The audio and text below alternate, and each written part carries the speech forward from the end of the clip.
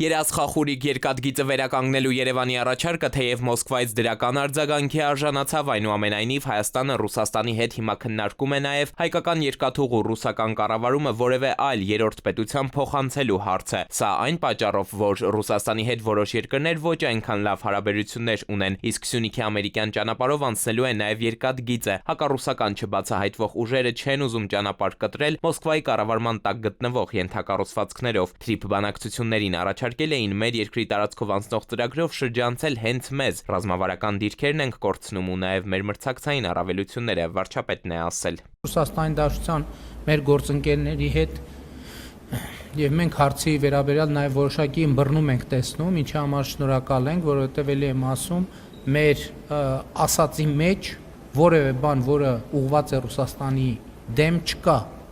Մենք ուղղակի մեր գործընկերների հետ կիսում ենք օբյեկտիվ իրավիճակը, ասելով, որ մենք պարզապես այս իրավիճակում Հայաստան իր մրցակցային առավելությունները կորցնում է եւ մենք ուրիշ որևէ մոտիվացիա չունենք եւ հույս ունեմ, որ մենք կարողանանք հասնել կոնկրետ լուծումների։ Թեպետ ըստ Փաշինյանի խոսքի ռուս գործընկերներից ըմբռնում են տեսնում այս հարցի վերաբերյալ, Մոսկվայից սակայն արտգործնախարարության պաշտոնական ներկայացուցիչ Զախարովան նույնիսկ տարօրինակ էր որակել երկաթուղու վերաբերյալ Երևանի մեկնաբանությունները։ Միևնույն ժամանակ անվտանգության խորհրդի քարտուղար Շոյգուի խոսքով Հայաստանի երկաթուղու համակարգը մեկ գիշերում կփլուզվի, եթե Ռուսաստանից զատ որևէ այլ պետության հանձնվի դրա կառավարումը։ Չեմ գնահատի այլ պետությունների իրավասությունները երկաթուղային տնտեսության կառավարման հարցում, բայց կարող եմ վստահաբար ասել, որ դժվար թե որևէ այլ ընկերություն կարողանա լիարժեք փոխարինել ռուսական երկաթուղային փոխադրողին, որը արդյունավետ եւ վաղուց աշխատում է Հայաստանում, ոչ ամենապարզ պայմաններում։ Երևանի ակնկալիքը հետևյալն է՝ եւ Ռուսաստանի եւ Հայաստանի հետ բարեկամական հարաբերություններ ունեցող որևէ երկիր Մոսկվայից պարզապես գնում է կոնցեսիոն կառավարման իրավունքը։ Ռուս գործընկերների հետ բանակցություններին զուգահեռ Հայաստանի իշխանությունները հարցը քննարկում են նաև այն երկրների հետ, որոնք հնարավոր է հետաքրքրվեն գործարքով։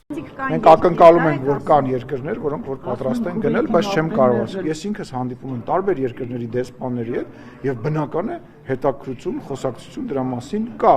Այլ հարցը թե վերջում ինչ որոշում կլինի։ Ընդ որում քաղաքական որոշումը Երևանում դեռ չկա, իսկ օրակարգում տեղեկություններ են շրջանառվում, թե Երևանի ռուսական կառավարմամբ երկաթուղին գնելու հետաքրքրություն ունեն Քաթարն ու Քուվեյթը։ Վարչապետն այս տեղեկությունն ըստ էության չի հերքել։ Տնտեսական կախվածությունը, օրինակ, վերջին տարիներին կտրուկորեն աճել է Ռուսաստանից։ Հիմա այս ստեղծված իրավիճակում նաև պետք է հաշվի առնվի, որ մոտակա արդեն ժամանակ ընտրություններ են Հայաստանի Հանրապետությունում լինելու։ Դրա համար չեմ կարծում, որ մոտակա կես տարվա ընթացքում հնարավոր լինի կառավարման երկաթուղու հանձնումը այլ երկրին, որովհետև իհարկե սա արդեն վնաս կհասցնի Ռուսաստանի Դաշնությանը եւ իրեն կարող է կտրուկ արձագանք իրենց կողմից լինի։ Երկաթուղիները պարզապես ռելսեր կամ շարժակազմ չեն, դրանք նաև ազդեցության գծեր են քաղաքական, տնտեսական եւ երբեմն նույնիսկ անվտանգային։ Այդ պատճառով էլ ըստ մասնագետների Հայաստանի երկաթուղու կառավարման շուրջ քննարկումները դուրս են գալիս սովորական տնտեսական գործարքի շրջանակից եւ դառնում ավելի լայն տարածաշրջանային հաշվարկների մաս։ Փորձագետներն ասում են, քաղաքական զգայուն թեմա է, որի լուծումը կախված է թե Հայաստանի հաշվարկներից, թե